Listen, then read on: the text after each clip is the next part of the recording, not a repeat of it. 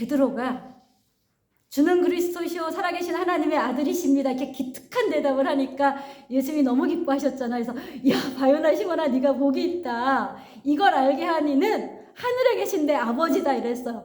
야 하늘에 계신 아버지가 정말 번개 같은 지혜와 영으로 베드로에게 예수 그리스도는 죽기 전이잖아요. 아무도 주라고 생각하지 않은 그때, 뭐 기껏 해봤자 선지자라고 생각하는 그때, 선생님, 선지자 이렇게 생각하는 그때 주는 그리스도시요 살아계신 하나님의 아들이시다. 메시아다, 나의 구원자다, 하나님의 아들이다 이렇게 고백을 하니 얼마나 예수님이 흥분을 하셨어요. 드디어 나의 정체를 아는 제자가 생겼구나. 너무 기쁘셨겠죠. 그런데 그래서 이제 내 정체를 밝히잖아요. 내가 이제 얼마 안 있으면 십자가를 지고 죽어야 돼. 그러니까 그리스도시고 살아계신 하나님의 아들이면 비록 싹으로 온 예수라 할지라도 어떻게 해야 돼요? 큰 검을 들고 천하로 호령해야 될 것 같은데 죽는다니 이게 말이 안 되잖아요. 그래서 베드로가 그러죠. 안 됩니다. 막 이러시죠. 저같이 안 됩니다. 이렇게 하지 않았을까요? 성경에 이렇게 부드럽게 해석을 해놨는데 이 성경의 언어가 원래 그 시대의 시장 언어로 기록이 되었어요. 그러니까 이렇게 점잖은 언어가 아니에요. 베드로가 예수님을 꾸짖으시며 이랬어요. 이렇게 번역이 되어 있잖아요. 근데 항변한다.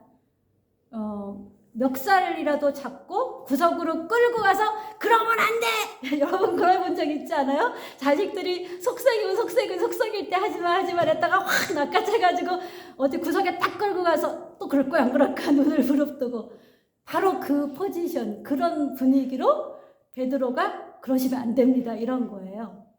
그랬더니 예수님이 금방 돌변해서 뭐라 그랬죠? 사단아 내 뒤로 물러가라. 네가 하나님의 일은 생각하지 않고 사람의 일을 생각하는도다. 여러분 우리 이거요 베드로에게만 하시는 말씀이 아니에요. 우리 하루에도 수많은 순간 속에 얼마나 많이 우리가 하나님의 일을 더 생각합니까? 사람의 일을 더 생각합니까?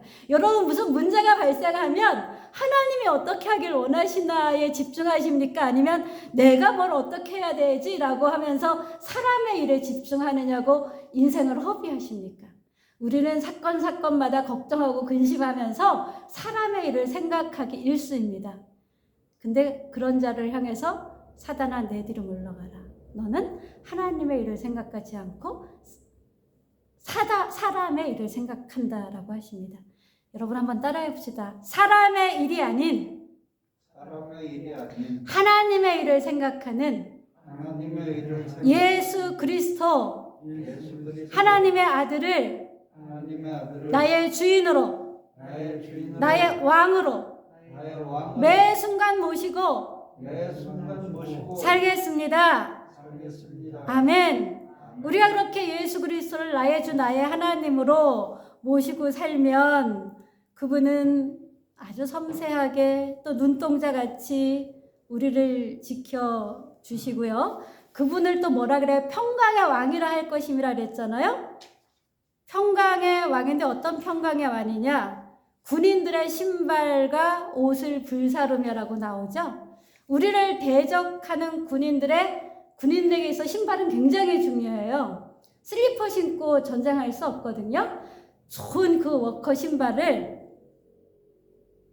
그리고 그들이 입은 옷을 만약에 겨울에 전쟁이 일어나면 우리 한국 군인은 어때요? 굉장히 좋은 방한복이 있는데 북한의 군인들은 없잖아요. 이게 바깥에서 이 병들이 싸울 때는 그들은 백전백패죠. 근데 이 적이 아무리 좋은 신발과 아무리 좋은 옷을 입었다 할지라도 하나님은 그 적들의 신발과 옷을 불살라 버린대요. 자, 그러면 이렇게 전쟁을 끝내시는 평강의 왕인데 전쟁을 못 끝내게 방해하는 존재가 있어요. 누굴까요? 바로 나 자신이에요.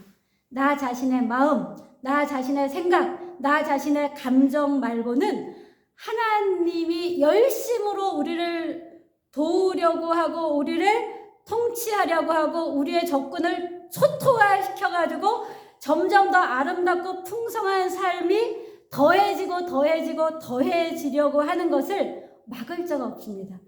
하나님께서 우리 이제 코로나로 3년 되게 힘들었잖아요. 그렇죠?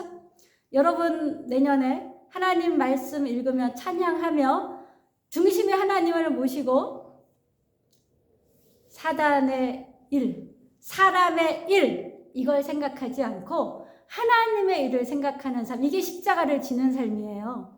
십자가를 지는 건 내 기분에는 이렇게 사람의 방법으로 해야지 뽀다구가 나고 뭐 될 것 같은데 하나님이 그렇게 하지 말래요. 침묵하래요. 싸우고 싶은데 침묵하래요. 그러면 침묵하는 거. 그게 십자가 지는 거잖아요. 주고 싶지 않은데 주래요. 그게 십자가 지는 거예요. 그게 하나님의 일이에요.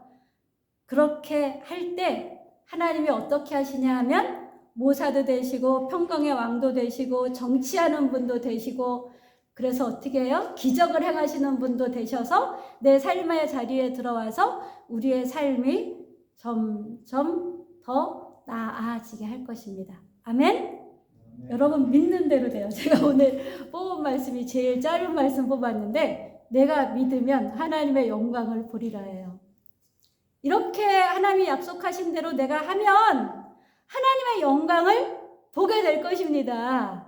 아멘? 근데 우리가 자꾸 사람의 방법으로 사람의 일을 생각하니까 안 되는 거예요. 그러니까 계속 꼬이고 괴롭고 이런 거죠. 자, 하나님의 열심은 하나님이 약속하신 것을 반드시 이루시며 우리로 하나님의 영광을 보게 하려고 안간힘을 다 쓰십니다. 그런데 그걸 방해하는 자가 누구라고요? 바로 내 마음, 하나님의 열심에 무심한 나, 통치하시는 예수, 어깨에 정사를 메고 내 마음도 통치하기 원하고 내 선택도 통치하기 원하시고 내 가정도 내 공동체도 내 사업장도 통치하기 원하시는데 그것을 믿지 않고 내 인간적인 방법으로만 하려고 하는 나, 그게 하나님의 영광을 못 보게 합니다. 예수님은 이렇게 가라 그러는데 그 길을 반대하고 거절하고 항변하고 그게 되겠어요, 하나님? 이 세상이 어떻게 돌아가는데 내가 세상에 살고 있잖아요. 물론 그러는 하나님의 영광을 여러분의 인생 속에서 볼 수가 없습니다. 하나님 때문이 아니라 여러분의 그런 생각과 사고와 선택 때문에 그렇습니다. 여러분, 어깨에 정사를 맨 유능한 통치자 예수 그리스도, 그분을 마음 깊이 맞이하고 그분께 기도하며 그분의 약속을 기다리며 하나님을 소망하는 삶, 그 삶으로 나아갑시다. 아멘? 지금까지 그렇게 살지 못했던 부분은 오늘 끝내자고요. 오늘 이 시간 끝냅니다. 아멘? 예수를 부인했던, 세상 근심은 내가 처리해야 된다고 생각했던 내 열심 오늘로 끊어버리고 하나님의 방법대로 살겠고 하나님의 열심으로 하나님의 영광을 볼 수 있게 해주십시오. 그 삶 이제 2023년 그 삶으로 나아가겠습니다. 이 결단이 오늘 여러분에게 있기 원합니다.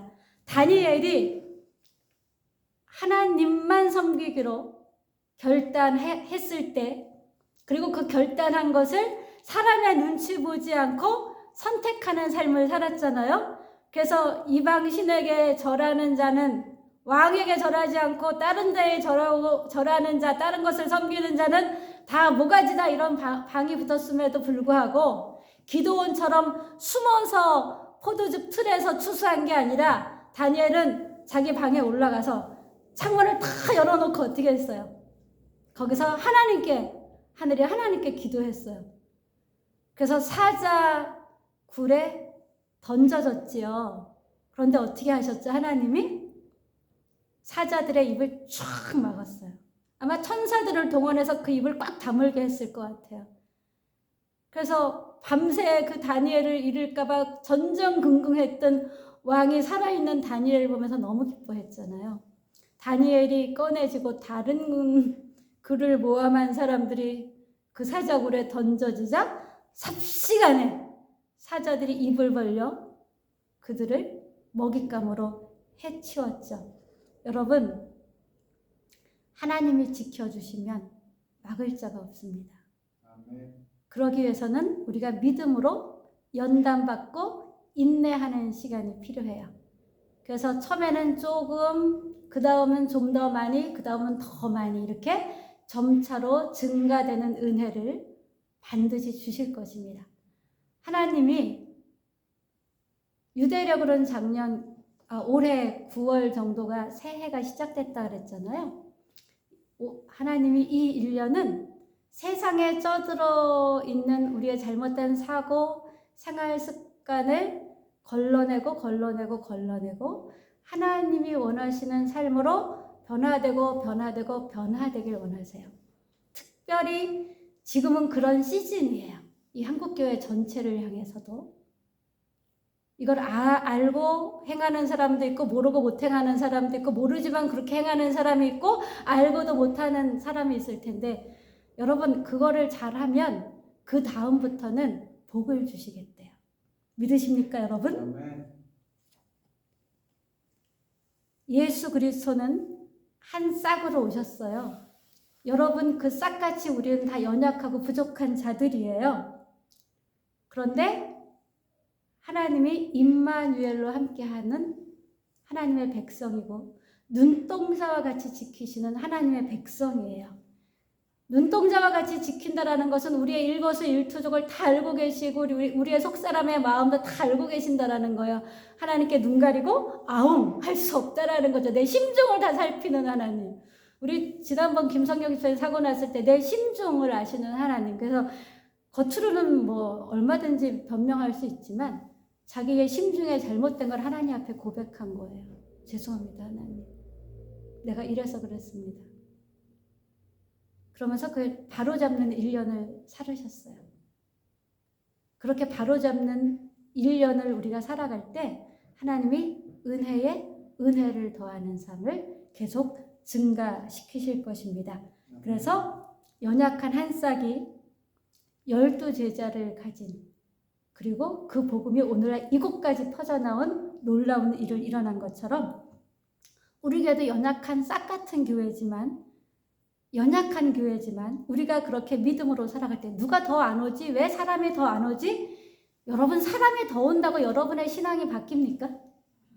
사람이 더 온다고 여러분 안에 주인이 바뀝니까?